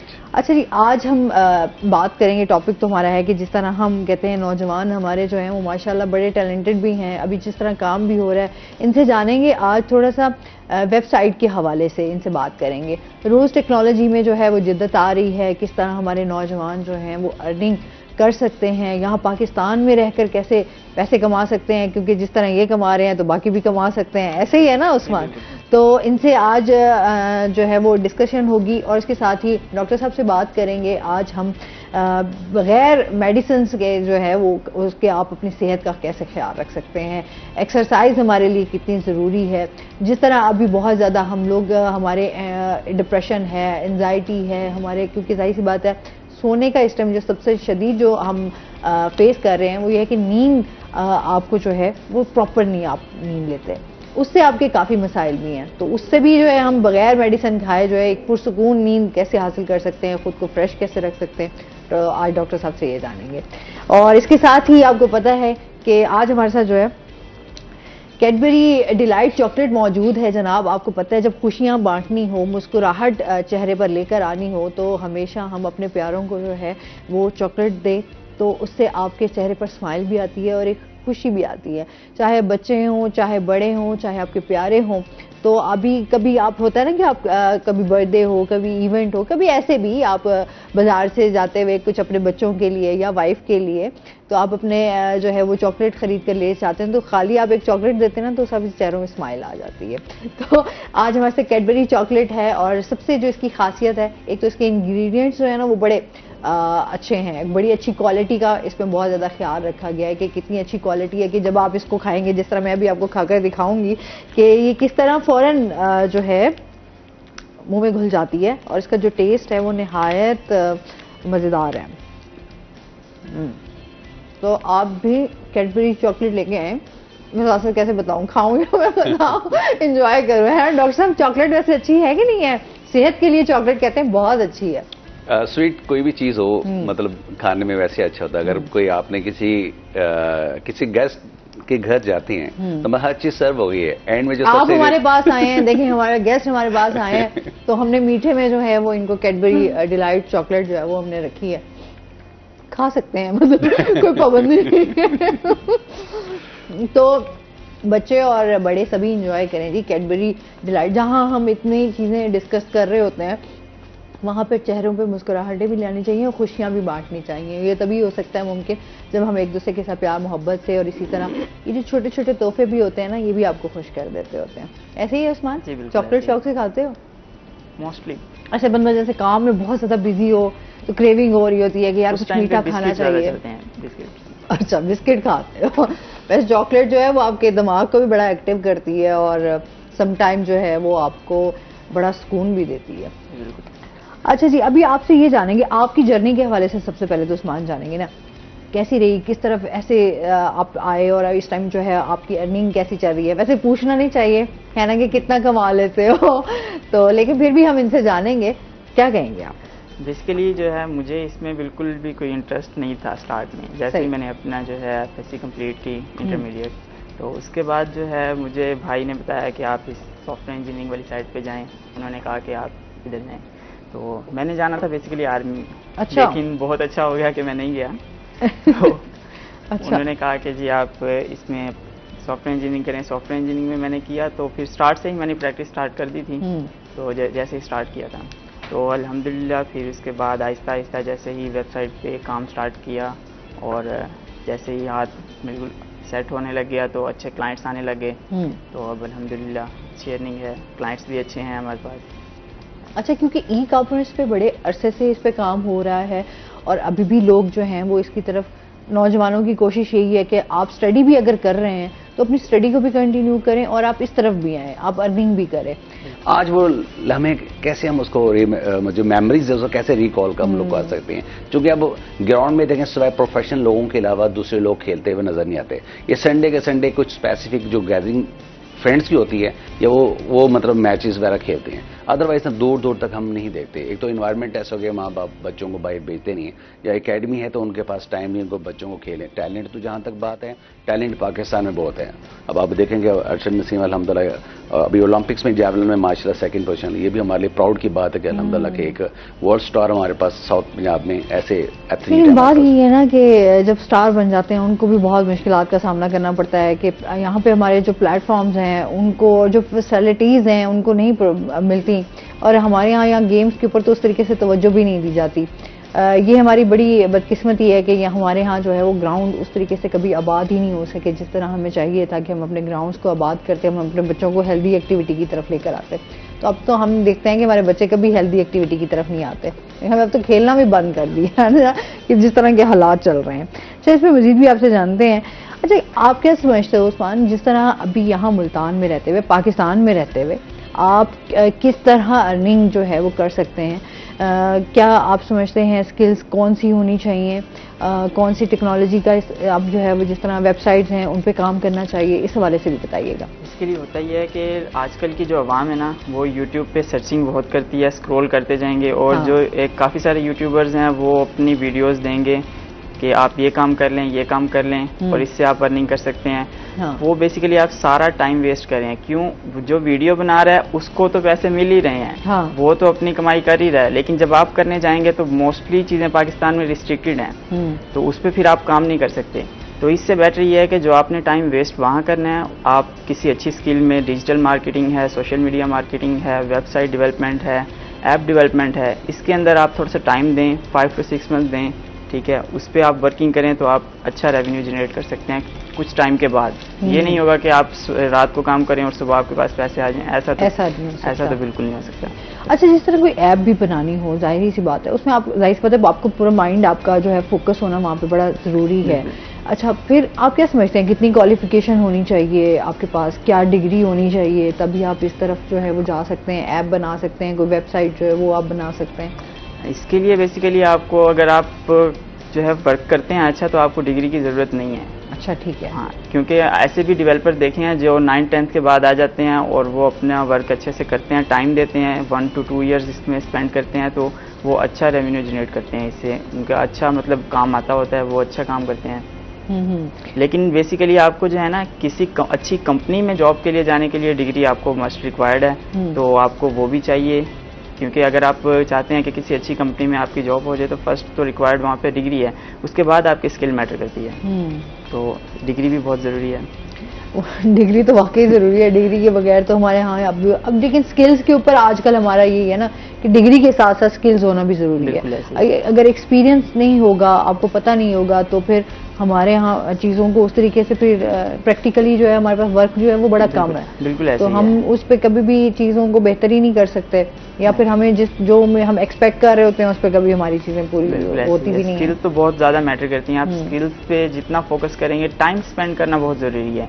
ये नहीं सोचें कि आप रात को एफर्ट करेंगे, सुबह आपके पास पैसे। अच्छा, आपने कहीं से प्रॉपर आपने जो है वो कहीं से ये सीखा, आपने ट्रेनिंग्स ली, या फिर आपने जिस तरह हम देखते हैं कि YouTube पे भी बहुत सारी ये लर्निंग आपके पास आज वीडियोस आ जाती हैं जिस पे आप घर बैठ के जो है वो आप सीख सकते हैं, या प्रैक्टिकली आपको ये सब चीज़ें जो है वो सीखने के लिए ट्रेनिंग और कोर्सेज करने पड़ते हैं?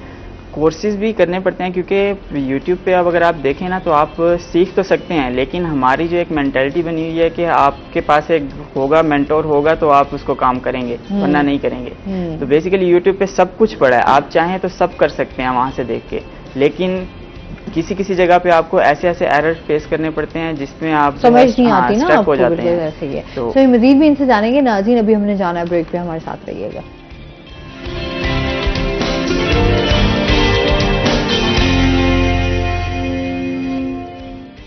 वेलकम बैक नाजरीन, रोही एटन में आपको खुश आमदीद कहते हैं और इसके साथ ही चलते हैं अपने सेगमेंट की तरफ, हेल्थ टिप। आज हम बात करने जा रहे हैं जिस फल पर, आज हम बात कर रहे हैं अनार पर। आपको पता है कि अनार जो है वो एक बेहतरीन फल भी है, कुदरती ग़िज़ाइयत भी है, और सबसे जो मज़े की बात है, जो सबसे अच्छी बात है वो ये है कि कुरान करीम में जो है जन्नत का फल भी इसको कहा गया है अनार को। तो अनार की आप यहीं से अंदाज़ा लगा लें कि कितनी अफादियत होगी, कितनी इसमें ग़िज़ाइयत होगी और कितनी हमें ये बीमारियों से बचा सकता है। हमेशा हम बात करते हैं कि हर फल की अपनी एक खसूसियत होती है, अफादियत होती है, ग़िज़ाइयत होती है, जो डिफरेंट तरीक़ों से जो है आपके जिस्म को जो है वो तवानाई भी बख्शते हैं, एनर्जी भी देते हैं और आपको सेहतमंद रखने में भी मदद देते हैं। अच्छा, ये होता है कि कुछ लोगों को तो हम ये जब फलों की बात कर रहे होते हैं तो जाहिर सी बात है कुछ लोगों को जो बीमारियां होती हैं तो ये उससे ये नहीं है कि आप खाएंगे और वो फ़ौरन ठीक हो जाएंगे, जाहिर सी बात है। ये है कि आप जितना अच्छी ग़िज़ा खाएंगे, अगर आप बीमार नहीं हैं, अभी अल्हम्दुलिल्लाह ठीक हैं, अल्लाह ताला आप बीमारियों से महफूज रखे, तो जिस तरह आप अच्छी ग़िज़ा, अच्छे सब्जियां, अच्छे फल का इस्तेमाल करेंगे तो आप उतने ही सेहतमंद रहेंगे। इसमें बता देंगे विटामिन सी जो है वो वाफिर मिकदार में पाया जाता है, जो कि बहुत ज़्यादा आपके लिए फ़ायदेमंद है। आपकी स्किन के लिए विटामिन सी बहुत अच्छा है, स्पेशली हम बात करते हैं इसका अनार का जूस आपके लिए बहुत ज़्यादा फ़ायदेमंद है। अच्छा, क्योंकि ये थोड़ा तुर्श भी होता है, मीठा भी होता है, क्योंकि अनार में भी इकसाम होती हैं, तो ये आपको हर तरीके से जो है वो मौसमी फल भी है और इसके आपको बहुत ज़्यादा फ़ायदे भी मिलते हैं।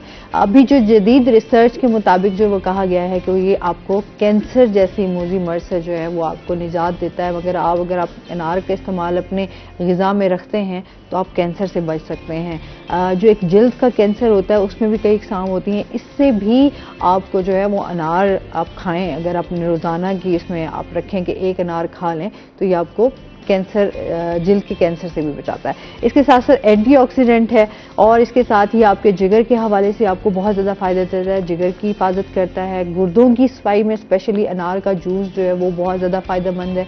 इसके साथ साथ आपके दिमागी जैसे असाब हैं हमारे, उनको बेहतर रखने में मदद देता है, एक्टिव रहते हैं आप। तो आप हम जिस तरह अभी बहुत सारे बच्चे हमारे जो हैं वो इस चीज़ को फलों से दूर भागते हैं, सब्जियों से दूर भागते हैं, तो हमने क्या करना है कि बच्चों को इस तरफ लाना है कि लाजमी अपने बच्चों को फलों की तरफ लेकर आएँ ताकि वो अच्छी ग़िज़ा खाएं।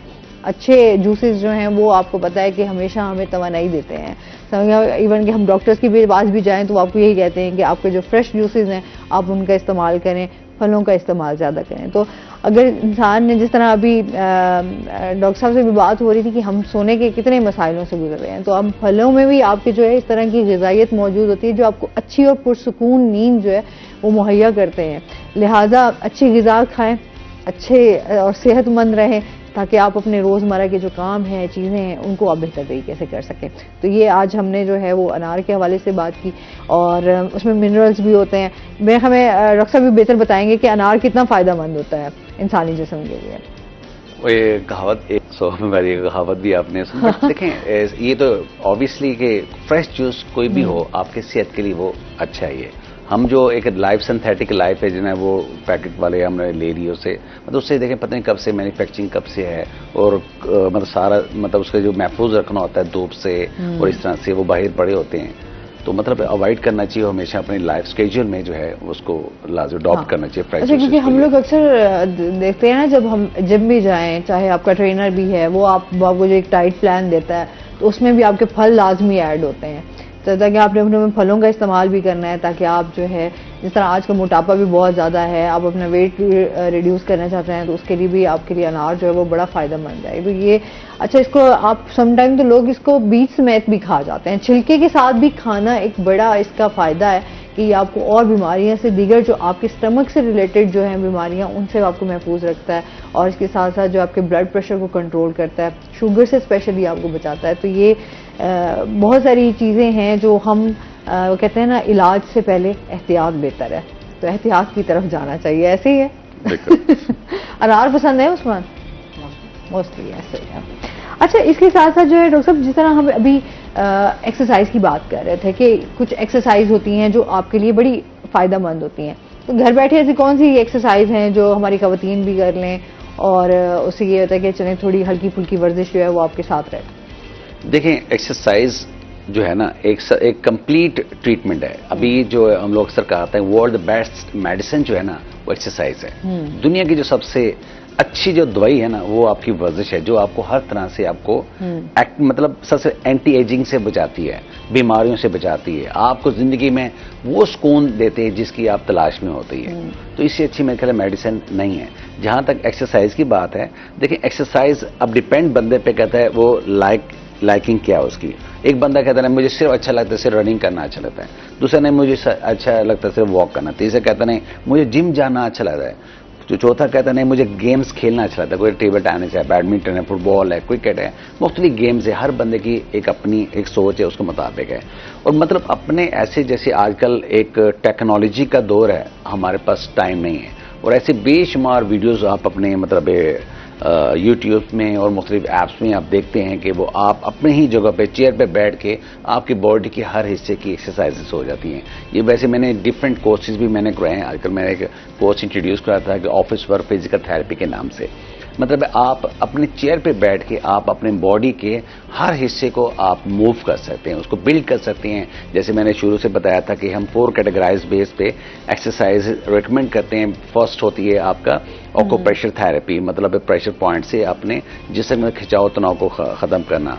जो सेकंड जो चीज़ होती है वो है आपकी बॉडी की मोबिलाइजेशन होती है, मसाज थेरेपी होती है, मसल्स को टोन अप करना, एक्टिवेट करना, मोबिलाइज करना। उसके बाद स्ट्रेंथनिंग एक्सरसाइजेज है।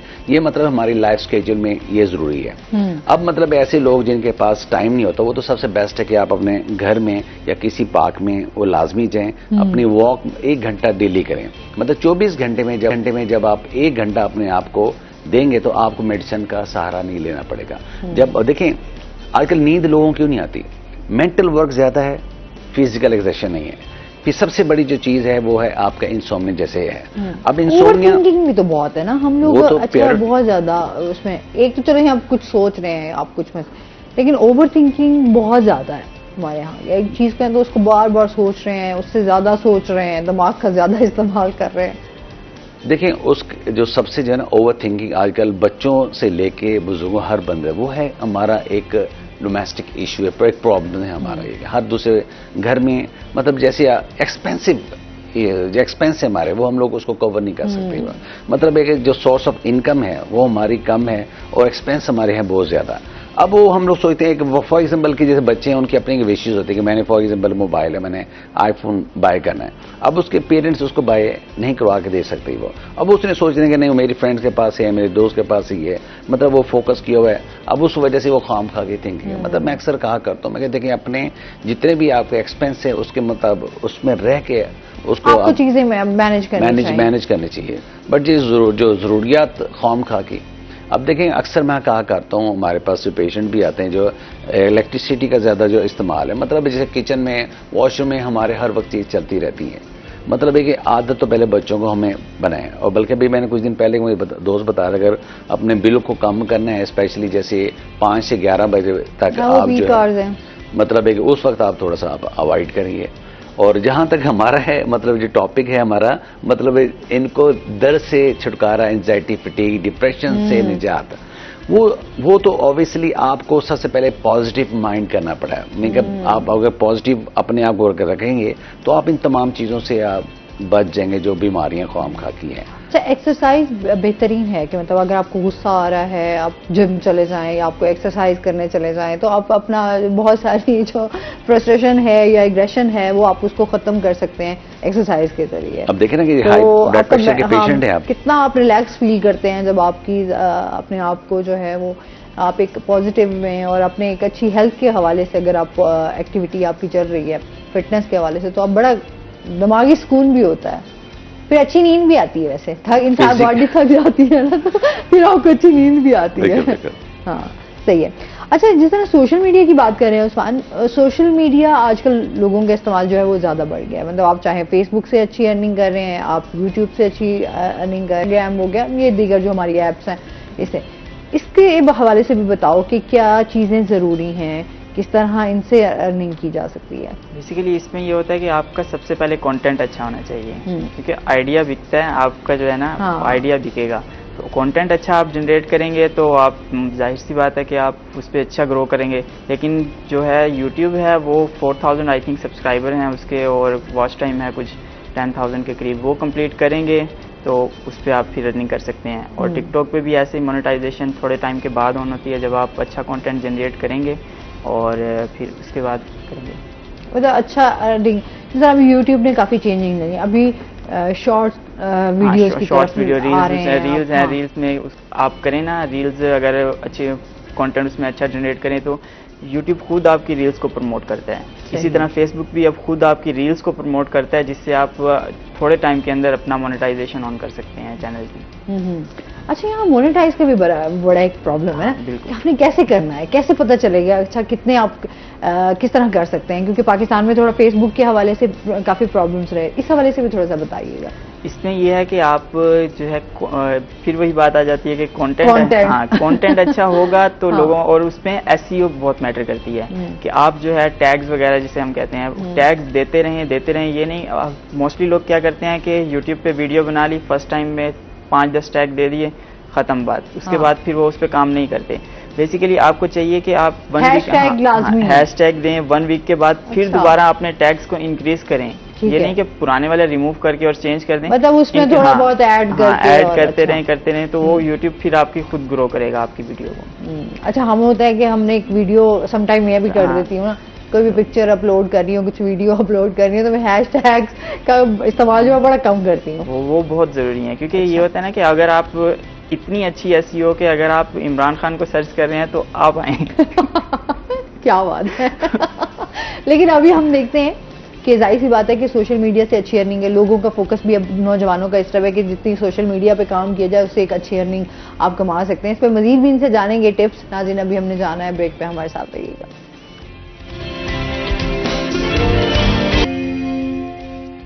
वेलकम बैक नाज़रीन, रोही एटन में आपको खुश आमदीद कहते हैं। और इसके साथ ही जिस तरह हम कॉलर हैं हमारे साथ, पहले मैं क्वेश्चन की तरफ जा रही थी। अस्सलाम वालेकुम। अस्सलाम वालेकुम जी, कौन बात कर रहे हैं? मैं जहद बात कर रहा हूँ रहींदर खान से। जी, क्या कहना चाहेंगे? डॉक्टर पूछना था, ये पट्ठों में दर्द रहता है और मेरा पैर खराब रहता है, पट्ठों में बारे में पूछना था डॉक्टर से। पट्ठों में दर्द रहता है? हाँ, दवाई ले लेके अब थक गया हूँ मैं। कह रहे मेडिसिन आपके जो असाब में, जो मसल्स में, जो पट्ठों में जो दर्द रहता है ना, उसका जो सबसे बड़ी जो चीज़ होती है वो होता है आपका पोस्चर, आपका बैठने का अंदाज। पहले तो अपने अंदाज को, जो ग्रास रूट पे है अंदाज, मतलब जब भी आप बैठें आप सीधा बैठें, आपने कुब निकाल के नहीं बैठना, साइड करवट से लेटना और साइड करवट से आपने बैठना है। इसके बाद जहां तक दर्दों की बात है, अपनी नींद को अच्छा करना है। नींद को अच्छा कैसे करेंगे कि आपने रात को आपके पाँव के जो तलवे हैं उस पर सरसों का तेल का मसाज करें ताकि आपकी ओवरऑल सर्कुलेशन पूरी बॉडी की बेहतर हो।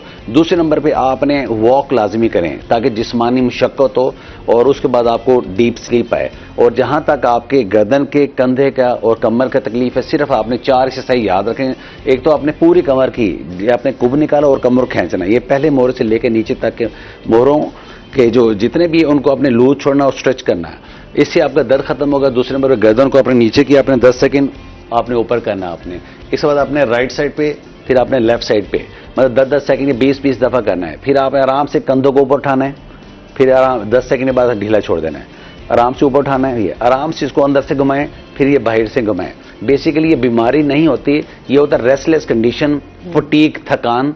और इसके बाद आपने अपनी अच्छी जो है ना ग़िज़ा लेनी है। अगर आपको शुगर नहीं है, केले का, खजूर का गर्म मिल्क शेक पिया करें आप सुबह और रात को सोने से पहले। और दूसरे नंबर जैसे नट्स होते हैं, जैसे काजू है, पिस्ता है, बादाम है, अखरोट है, इस तरह के जितने भी वाइट नट्स हैं उनको ग्राइंड करके वो 2-2 चम्मच रोजाना लें ताकि आपकी डाइट भी अच्छी हो जाए, आपके जो जिस्म का जो दर्द है वो भी खत्म हो जाए और आप पॉजिटिव आप रहेंगे। अच्छा, ये बहुत ज़्यादा हमारे यहाँ ये पट्टों का खिंचाव हो गया आपका, बहुत ज़्यादा आप खुद को जो है वो लेज़ी फील कर रहे हैं, तो ये चीज़ें हमारे यहाँ। अच्छा, आपका जो है हमारे यहाँ सोने का मसला है, फिर हमारे बैठने के भी बड़े मसाइल हैं, जैसे आपने कहा कि आपका किस तरीके से आपको बैठना चाहिए। हम तो बहुत कैजुअल बिहेवियर में बैठते हैं। देखिए, सबसे जो मेन जो चीज़ है ना, हाँ। अगर हम आते हैं ना इस पे बैक ग्राउंड पे, वो है मोबाइल फोन। हमारे तकरीबन 99 बल्कि 100% जो लोग हैं उनका अभी तक टाइम आप नोट करें ना मोबाइल फोन का। हाँ। मतलब अगर वो ऑफिस में है तो वो बिजी हैं, इजी हैं तो फौरन मोबाइल उन्हें कैरी करना है। मुसलसल आप ऐसे आपने शोल्डर ड्रॉप करके बैठेंगे, ये मुसलसल अपने आप को पुअर पोस्चर में बैठ के बैठेंगे काफी देर, फिर ठीक है आप उसको यूज करें। बट आप ये देखें कि आप कोई भी गेम्स होती है ना, फॉर एग्जाम्पल क्रिकेट है, इसका एक अपना स्टेमिना है, टेबल टेनिस गेम है इसका अपना है, एथलेटिक्स इसका अपना स्टेमिना है। हर मसल्स की मोबिलाइजेशन, स्ट्रेंथनिंग उसकी डिफरेंट है। आप मोबाइल फोन जो इस्तेमाल करें, आप अपने असाब को कितना टाइम दे रहे हैं, कितनी रोजाना की बने। अगर आप अपने असाब को फॉर गर्दन को आप इस्तेमाल कर रहे हैं तो 12 घंटे मसल से नीचे आपने इसको 1 घंटा दिया अपने गर्दन के मसल्स को। अच्छा, जैसे हमारे बच्चे भी हैं, जिस तरह अभी कंप्यूटर पे आपका ज़्यादा काम है, आपका लैपटॉप पे बहुत ज़्यादा काम है, आपने काम करना है, जाहिर सी बात है आपको थकावट एक फील होती है, आप थक भी जाते हैं, आपके मसल्स जो हैं वो भी आपके जो है वीक होना स्टार्ट हो जाते हैं। इस हवाले से क्या एक्सरसाइज होनी चाहिए इस तरह के बच्चों की, क्योंकि आप बच्चों में भी हम ये चीज़ें बहुत ज़्यादा देखते हैं कि बच्चों में भी अब बच्चे लेट सोते हैं। एक तो खैर हमारे घर के भी अभी जो लाइफस्टाइल है वो भी चेंज है, लेकिन जाहिर सी बात है जो बच्चे काम कर रहे हैं, जो पढ़ रहे हैं, जिनकी एक्टिविटी यही है, उनको क्या एक्सरसाइज उनको करनी चाहिए? पहले तो सबसे पहले जो स्कूल, कॉलेज, यूनिवर्सिटी के बच्चे हैं, पहले तो उनके टीचर्स को चाहिए कि जब बच्चों को पढ़ाया करें ना तो वो उनका पोस्टर सेट हो। जैसे मैं अपना, जैसे चाइना में मेरी स्टडी थी, वो कहते हैं you should be on your toe, ये पोस्टर आपका होना चाहिए। जबकि हम क्लासेस में नॉर्मल स्टडी करते हैं, हम ऐसे कर बैठे होते हैं। अब जहरी बात है, पहले तो हमारा जो ड्रॉबैक है हमारा पोस्टर सेट नहीं है। सेकंड जो चीज है वो हमारी एक्सरसाइज नहीं है। अब एक्सरसाइज क्या करनी चाहिए, जैसे मैंने अभी इनको जो अभी कॉलर थे उनको मैंने बताया है कि जब भी बैठे सीधे, एक स्पाइन की सबसे बेस्ट एक्सरसाइज है। मतलब ये ऐसा है कि आपके C1 से नीचे कॉक्सिक तक आप जस्ट इसको 10 सेकंड, अब अगर आप ऑफिस वर्क कर रहे हैं, आप ऑफिस में बैठे हैं, टेबल पे हाथ रखें, लूज छोड़ दें, ये स्ट्रेच करें फुल। मतलब आपके बैक की सर्वाइकल इश्यू कभी नहीं होगा। मतलब इनमें क्या चीज होगी, जब आप इसको लूज छोड़ेंगे, स्ट्रेच करेंगे, आपके जो मसल जो कॉन्ट्रैक्ट होते हैं, मसल्स आपके मोबिलाइज हो जाएंगे, मसल्स में स्ट्रेंथिंग आएगी, आपकी सर्कुलेशन बेहतर होगी, जो आपका जो वर्टिब्रल्स प्रॉब्लम्स होता है वो आपका खत्म होगा। इसके बाद जो सबसे जो इंपॉर्टेंट चीज है, अच्छा अब ये है डिप्रेसिव पोस्चर जब आपका होता है तो आप इंसोम्निया भी इसी वजह से, नींद, रेस्टलेस होना, ये हर वक्त आप फिजिकली आप बेड पे हैं, मेंटल अवे हैं। ये मतलब माइंड डाइवर्ट होने की जो वजह है वो ये कि हमारे फटीग बहुत ज्यादा है। फटीग की वजह से हम लोग रेस्टलेस रहते हैं। अब फॉर एग्जांपल क्या होता है, जैसे अक्सर मैं स्कूल, कॉलेज, यूनिवर्सिटीज में जाता हूँ, लेक्चर वगैरह भी देता हूँ मैं। अब क्या होता है, टीचर्स उनको लेक्चर दे रहा होता है बट उनके माइंड कहीं और डाइवर्ट हो जाता है। अब उसकी वजह यह कि अटेंटिव नहीं होते, मतलब वो स्किप हो रही चीजें, अवे होती, जैसे मतलब आप पिकिंग पार आपके नहीं है वो। अब उसकी वजह कि वो रेस्टलेस है बॉडी, उनकी फटीग है बॉडी, मतलब फटीग अगर आप वो है रेस्टलेस। उसकी सबसे जो बेस्ट वही बात है, exercise is a life time schedule. 24 घंटे में जो इंसान, मैं समझता हूँ अपने आप 1 घंटा नहीं देता ना, वो फिर उसको मैक्सिमम मेडिसिन का सहारा लेना पड़ता है। अब देखेंगे इस वक्त जो ये जो हमारा स्पेशली दौर चल रहा है, मेडिसिन भी it's not cheap, it's too much costly. अब देखें उन बेचारों से पूछें जो डेली इंसुलिन यूज करते हैं, वो उनसे पूछो उनका महीने का एक्सपेंस कितने हैं, जो कार्डिक इश्यूज हैं उन कितने हैं, जो खाम का हाइपरटेंशन, हाई ब्लड प्रेशर जैसे है ना, हमें तो लॉफ्टर नहीं मिलती है। Laughter is the best therapy. मतलब जो आपको अगर हाई ब्लड प्रेशर है, आप किसी भी ओपन जगह पे जाएं, आप क्लैपिंग करें, थोड़ी सी शॉट करें, आपको ब्लड प्रेशर फॉर नॉर्मल हो जाएगा। मुसलसल ओवर थिंकिंग, मुसलसल सोचना, ये हमारा देखें कि इस स्ट्रोक बहुत ज्यादा हो रहा है, मतलब फालिज का बहुत रेशो बढ़ता चला जा रहा है, हार्ट अटैक बहुत ज्यादा हो रहा है लोगों को, किडनी फेलियर बहुत ज्यादा हो रहा है। मतलब घर में नहीं फूड पान, मतलब मुख्तलिफ बाजार से बाहर चीजें बाहर से बाय करना हो, इस्तेमाल करना, मतलब डाइट प्रॉपर नहीं है, बैलेंस डाइट नहीं है। बट आखिर में सबसे जो इंपॉर्टेंट चीज़ है मैं बताता हूँ, अपनी लाइफ स्केड्यूल में हर दफ़ा मैं कहता हूँ कि 6 घंटे की नींद ज़रूरी है। दूसरे नंबर पे जो भी मौसमी फ्रूट वो ज़रूरी हैं। तीसरे नंबर पे 1 घंटा अपने आप को लाजमी दें। अपनी लाइफ में मतलब नट्स को लाजमी रखें, एग को लाजमी रखें, हनी ले सकते हैं वो आप, कोई मसलन 1 स्पून होते हैं वो आप लाजमी रखें। तो मतलब ये छोटी छोटी चीजें हैं अपने लाइफ टाइम, बैलेंस डाइट जिसे बोला जाता है ना, बैलेंस डाइट, वो अपने लाजमी रखें। जैसे दोपहर में हर सूरत में सलाद रायते का इस्तेमाल करें। सुबह जो है वो अपना 11 और 1 से पहले फ्रूट का इस्तेमाल लाजमी करें। पानी इनटेक ज्यादा करें, चूंकि मैंने ये देखा है कि लोग चे वाली चीजें ज्यादा खाते हैं, चीनी, चिकनाई, चावल, चाय का बहुत ज्यादा इस्तेमाल होता है। ये इस वजह से ज़ाहिर बात है कि उनके हेल्दी नहीं रहते वो, मतलब एक मसनूई उसकी स्माइल होती है, मसनूई उनका फेस होता है। बट ये जब नेचुरल चीजें लेंगे तो नेचुरली एक लुक आएगी, नेचुरल स्माइल अच्छी ग़िज़ा जो है वो आपको हमेशा आपको सेहतमंद रखती है और फिर वो नजर भी आता है आपके चेहरे से भी, बिल्कुल ऐसे ही है। अच्छा, इसके साथ ही उस्मान, जब अभी जिस तरह आपकी कुछ ऐसी वेबसाइट हैं जिस पे आप कमा रहे हैं, वो कौन सी कामयाब चल रही हैं? जी जी बिल्कुल, हमारी एक खरीदो फरोख्त के नाम से वेबसाइट है। अच्छा। उसके अलावा अभी हम वर्क कर रहे हैं सुबैजा पे। खरीदो फरोख्त बेसिकली ई-कॉमर्स वेबसाइट है। इसके अलावा अमेज़न के नेम से भी है पड़ी एक वेबसाइट, वो भी हमारी कंपनी ने रेडी की है। तो इस तरह मोस्टली काफ़ी सारी हैं पड़ी। अच्छा, इसमें यही होता है कि आपको मार्केटिंग स्किल आपकी जो है वो बेहतर होनी चाहिए, और क्या क्या मतलब आप क्या समझते हो, अगर कोई आ रहा है इसको ज्वाइन करना चाह रहा है तो भाई उनको मैसेज देना चाहोगे हमारे नौजवान? हाँ, मतलब ये सीखना चाहिए कि मार्केटिंग अच्छा किस तरह होनी चाहिए। आप अगर एक वेबसाइट पे काम कर रहे हैं तो क्या चीज़ बेहतर आपकी होनी चाहिए? आपकी कम्युनिकेशन, आपकी स्किल, कम्युनिकेशन भी तो बेहतर होनी चाहिए, लेकिन बेसिकली आपकी स्किल्स बहुत मैटर करती हैं। इंग्लिश का बहुत वो कहते हैं कि हम मोस्टली ये होता है कि हमारी इंग्लिश आपकी आनी बहुत अच्छी। इंग्लिश उस टाइम आपको नीड होती है जिस टाइम आप अगर बाहर के कोई क्लाइंट आए हैं, यूके, यूएसए, ऑस्ट्रेलिया, तो वहाँ के क्लाइंट्स आए हैं तो जाहिर सी बात है वो तो आपके साथ उर्दू में बात नहीं करेंगे, तो उसके लिए आपको इंग्लिश का आना जरूरी है। कोई मैसेज देना चाहोगे हमारे व्यूअर्स को? मैसेज यही देना चाहेंगे कि भाई यूट्यूब पे जितने भी आप स्क्रॉलिंग करके आप देखते हैं ना, शॉर्ट वे ना करें, लॉन्ग वे पे जाएं और अच्छी स्किल्स हासिल करें और उस पर वर्क करें, थोड़ा सा टाइम दें अपने आप को, तो इंशाल्लाह आप बेटर बन जाएंगे। बहुत शुक्रिया आपका उस्मान। इसके साथ ही डॉक्टर साहब आप कुछ कहना चाहेंगे हमारे व्यूअर्स को? देखिए, लाइफ जो है ना वो शॉर्टकट नहीं है, it's a long term plan. मतलब अपनी लाइफ में एक शॉर्ट टाइम प्लानिंग को छोड़कर लॉन्ग टर्म प्लानिंग को अडॉप्ट करें। मतलब है जैसे एक शॉर्टली बताना है कि 6 घंटे की नींद, बैलेंस डाइट और 1 घंटे की एक्सरसाइज, ये जरूरियात। बहुत शुक्रिया आप दोनों गेस्ट का, शुक्रिया। और इसके साथ ही नाज़रीन आज का शो यहीं पर खत्म हुआ। अपना बहुत सारा ख्याल रखिएगा, दुआओं में याद रखिएगा। इंशाल्लाह जिंदगी ने साथ दिया तो सुबह आपसे फिर मुलाकात होगी। अल्लाह हाफ़िज़।